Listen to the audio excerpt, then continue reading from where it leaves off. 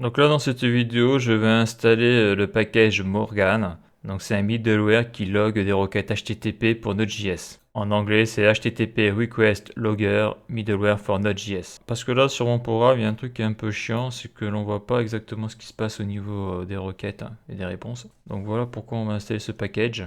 Donc il faut aller sur npm. Donc je vais utiliser le paquet la Morgan. Donc là, je vous zoome un peu. Donc il y a marqué HTTP Request Logger Middleware for Node.js. Donc en français, c'est traduit par middleware de journalisation des requêtes HTTP pour Node.js. Donc c'est pour ça j'emploie le terme de log, mais c'est de l'anglais. Mais c'est vrai que c'est un terme technique, donc c'est pour ça que je préfère le garder en anglais qu'en français, parce que journalisation, ça veut rien dire. En tout cas, pour moi, je préfère utiliser le terme de log, logger. Ça me parle. Donc, popularity, donc c'est celui qui est le plus populaire. Je clique dessus. Donc, on voit qu'il a été téléchargé 2 millions de fois ces 7 derniers jours. Donc, c'est quelque chose qui est très utilisé. Donc là, API, donc là, OK. Là, on require Morgan. Par contre, il n'y a pas l'install.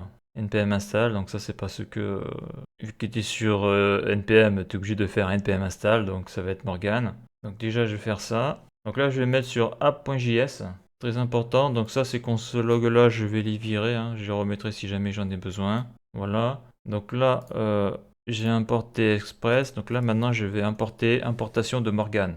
Et là je vais écrire logger HTTP. Donc bien sûr, après quand tu connais tes paquets, tout ça tu peux le virer, hein. Tu mets juste importation et après tu marques juste la variable et le paquet que l'on importe. Donc là je vais faire const Morgan égale donc require, donc c'est toujours la même chose, hein.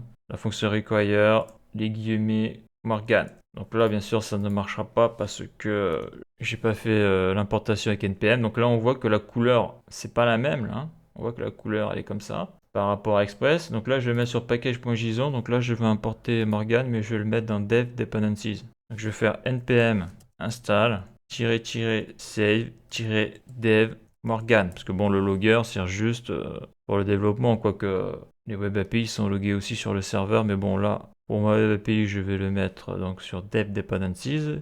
Je clique sur entrée. Donc là, ça télécharge.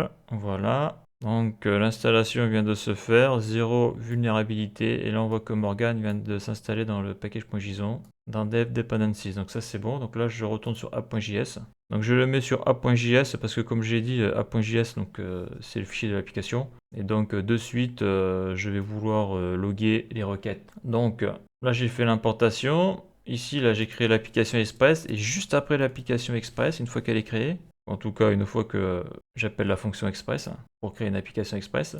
Là, je vais loguer les requêtes, donc c'est les REST, donc les requests, les requêtes, et les réponses, donc les responses. Voilà, ça c'est le terme technique, c'est de l'anglais. Donc après, je fais app.use, donc app.use pour que ça soit utilisé sur toutes les routes, quelle que soit la route appelée, post, get, tout ça. Là, .use, comme j'ai expliqué dans des vidéos précédentes, ça prend en compte toutes les routes.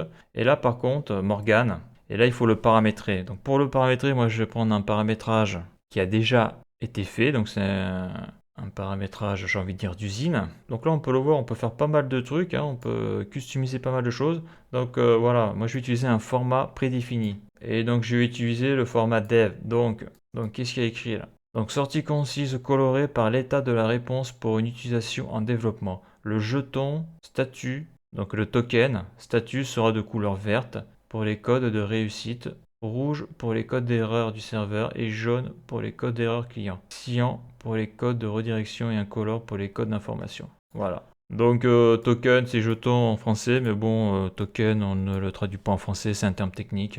Donc là je vais écrire dev, point virgule ici. Là je fais CTRL S, est-ce que ça fonctionne? Il faut que je fasse npm run start. Donc là il n'y a pas d'erreur, je fais CTRL S, il n'y a pas d'erreur. Donc là je viens de mettre le navigateur ici, là. Donc là on voit que là je vais actualiser la page, l'URL sur localhost 2.3000.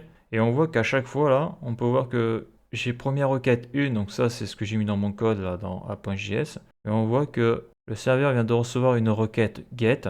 Donc le statut code c'est 304 et ça a mis 3,845 millisecondes. D'accord? Donc ça c'est intéressant. Donc là pour le moment il n'y a rien de particulier sur ma web API, mais on voit l'intérêt de ce package, c'est que tout ce qui rentre ou tout ce qui va sortir, on a un petit suivi là. Donc là, si je mets port 4000 et que je clique sur actualiser, on voit qu'il n'y a rien parce que là, je suis sur un autre port du serveur. Là, je mets le port 3000, entrée, et là, on voit que bon, ça refonctionne et on voit que le serveur vient de recevoir une requête GET. Voilà, pour le moment, il n'y a pas de réponse, rien du tout. Donc voilà pour ce petit package. Donc la suite dans la prochaine vidéo.